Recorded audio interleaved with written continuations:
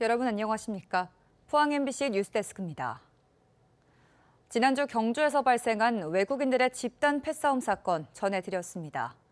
경주는 경북에서 두 번째로 외국인이 많은 지역이고 그 수도 매년 늘고 있는데요.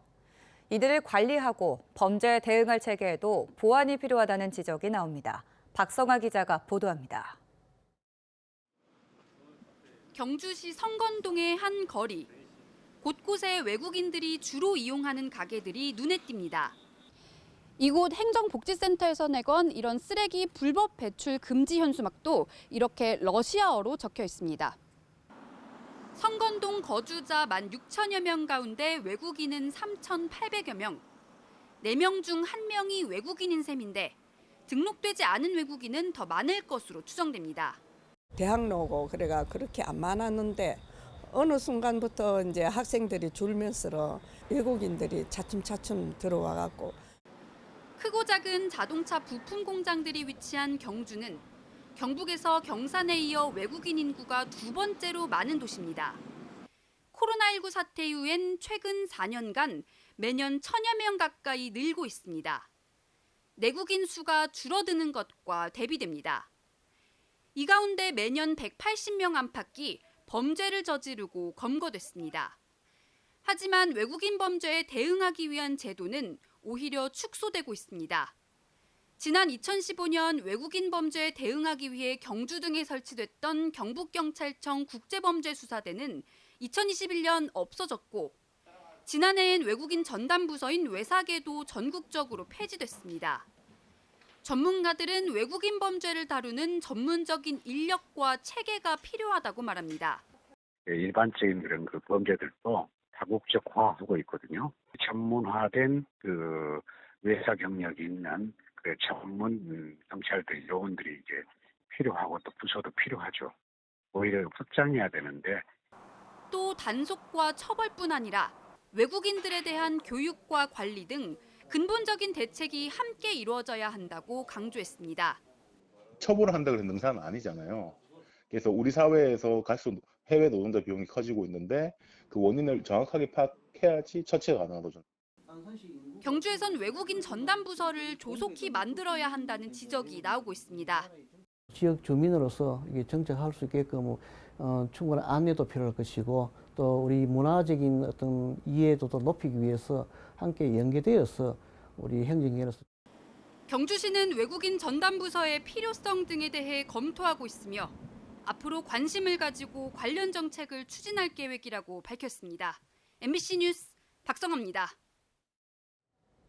환절기에 접어들면서 코로나19 입원 환자가 증가하고 있습니다.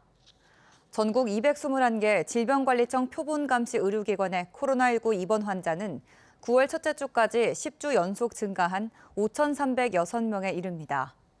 이 가운데 65세 이상이 60.6%를 차지하고 있습니다. 포항시 남북구 보건소는 어르신 등 고위험군에게 실내 행사 참여를 자제하고 마스크 착용 등 개인 위생 수칙을 철저히 지켜달라고 당부했습니다. 경주시는 다음 달 27일부터 11월 1일까지 열리는 에이펙 정상회 기간 동안 자율 참여형 차량 2부제를 시행합니다. 경주시 불국동을 제외한 동지역에서만 시행되며 에이펙 행사 차량이나 장애인 국가유공자 차량, 긴급 자동차 등은 적용 대상에서 제외됩니다.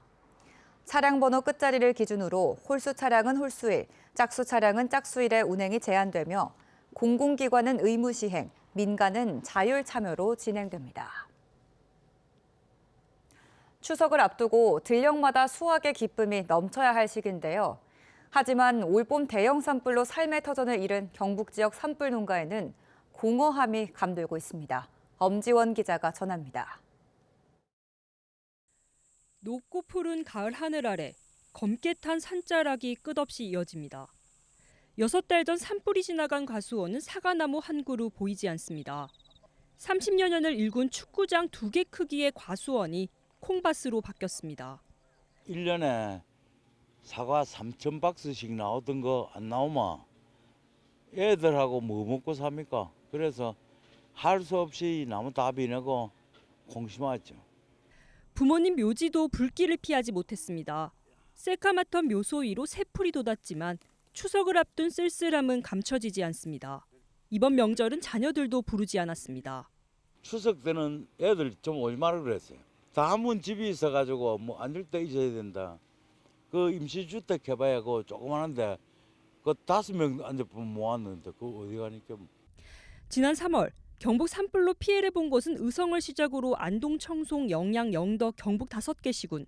다른 곳도 상황은 다르지 않습니다. 전소돼 폐원한 가수원은 온갖 자풀로 무성이 뒤덮여 있습니다. 가을 빈들을 바라보는 농심은 타들어갑니다. 일단 수확되는 게 하나 없으니까 경제적인 풍족함이라든지 이런 기대할 수 없는 그런 상황이고, 경제적인 것보다도 이제 명절이 다가오니까 마음 부분이 오히려 더.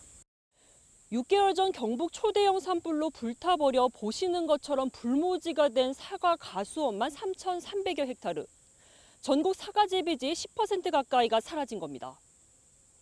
주택가 농경지, 농기계 보상과 성금 지급은 90% 이상 대부분 마무리됐습니다.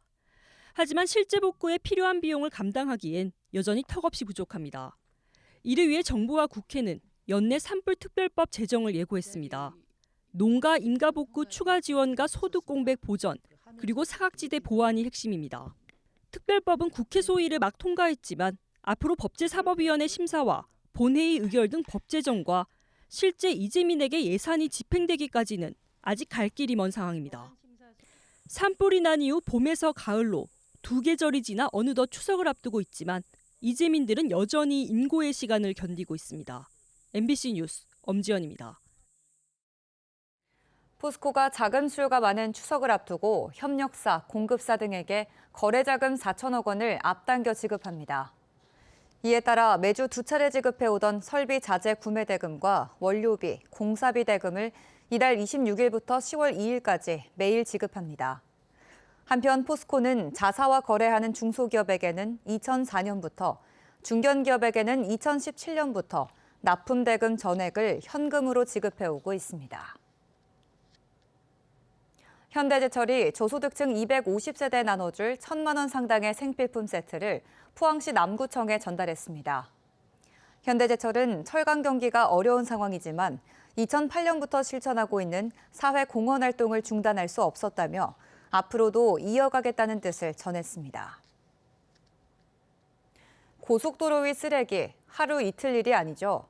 이재명 대통령이 국무회의에서 청소를 하지 않은 고속도로 관리 주체인 한국도로공사를 지적한 바가 있는데요. 하루에도 수십 톤의 쓰레기가 버려지는데 명절 연휴에는 그 양이 더 많습니다. 도로공사가 대대적인 수거에 나섰습니다. 변예주 기자의 보도입니다. 경부고속도로 평사 휴게소입니다. 휴게소 수풀 사이로 쓰레기가 숨겨져 있습니다. 담배꽁초는 한데 모여 있고 나무 뒤에는 썩은 호박이 나뒹굽니다. 휴게소를 빠져나가는 길 옆으로는 소변이 담긴 페트병이 줄줄이 나옵니다. 운행하다가 급하면 차에서 이렇게 다가 쓰레기통에 안 버리고 나가면서 여기 출구에서 이렇게 많이 버립니다. 전국 고속도로에 버려지는 쓰레기 양은 1년에 8,300여 톤. 이 쓰레기들을 치우는데 해마다 22억 원 넘게 듭니다. 하루 평균 47톤, 명절 연휴 기간 고속도로 위에는 평소보다 2배가량 많은 쓰레기가 쌓입니다. 관리 주체인 한국도로공사는 쓰레기 무단 투기를 적발한 사례가 없습니다. 상황이 심각하자 대통령이 나서 지적하기도 했습니다.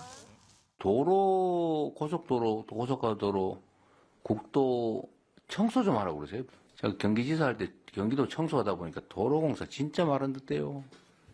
청소하라니까 청소 추구도 안 하고. 한국도로공사는 추석 연휴를 앞두고 다음 달 1일까지 졸음 쉼터와 비탈면, 다리 아래 등을 집중 청소하기로 했습니다. 깨끗한 고속도로 유지 관리를 위해서 주기적인 일상 청소를 시행하고 있으며 도로 청소차를 활용해서 기계화 청소도 시행 중에 있습니다. 고속도로에 쓰레기를 버리다 적발되면 최대 100만 원의 과태료 처분을 받을 수 있습니다. 하지만 도로에 양심을 내다버리는 일은 끊이지 않고 있습니다. MBC 뉴스 변예주입니다. 임미애 더불어민주당 국회의원은 특정 지역의 일당 독점을 완화하고 정치적 다양성을 확보하기 위해 공직선거법 개정안을 오늘 대표 발의했습니다. 개정안은 기초의회 선거를 3인 이상 중대선거구제로 개편해 치르고 광역의회 선거에 권역별 정당 명부형 비례대표제를 도입하는 내용을 담았습니다.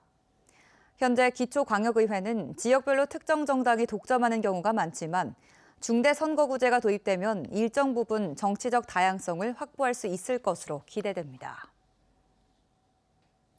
포항시가 전략산업으로 육성하는 첨단 신소재, 그래핀을 지원할 수 있는 조례가 전국 최초로 제정됐습니다.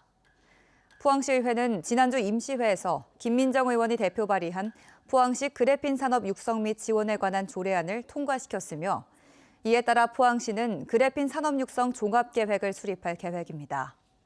한편 정부도 최근 포항에 본사를 둔 그래핀 스퀘어가 개발한 그래핀 롤투롤 연속 생산 및 발열 제품 응용 기술을 첨단 기술로 지정하기도 했습니다. 포항 실러스 중원의 사령관 기성용 선수가 포항시 홍보대사로 위촉됐습니다. 포항시는 기성용 선수의 풍부한 경험과 리더십이 스포츠 문화도시 이미지 제고와 유소년 축구 인재 양성에도 역할을 할 것으로 기대하고 있습니다.